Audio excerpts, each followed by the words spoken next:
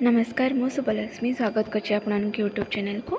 तो टीटीसी रो जो 2023 बैच जो मैंने रेगुलर एडमिशन करले आउ 2018 19 20 21 22 जो एडमिशन बैच पिला जार बैक थिला कोटा ना 4 सेमिस्टर तांकर एडमिट कार्ड आसी जाइछि जार एग्जाम अछि 1 2 3 ने।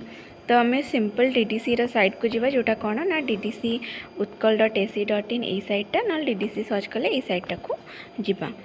देन एटी क्लिक कला परे देन आमर डीडीसी रो होम पेज आसी होम पेज रे आपण स्क्रॉल करी करी जिबे तळु कोठी ना एग्जामिनेशन को जिबे भेरी एग्जामिनेशन को गला पर ये देखा जाउछि download admit card for PG 4 semester. ये आपण कौन करेंगे ना क्लिक करदेवे सॉरी ये आप क्लिक कलापर ये आपको आसीगला ये आपको एनरोलमेंट नंबर देवे देन सबमिट करेंगे देन कलापर कौन हम आप एडमिट कार्ड आप सेव करेंगे प्रिंट एच पीडीएफ करेंगे।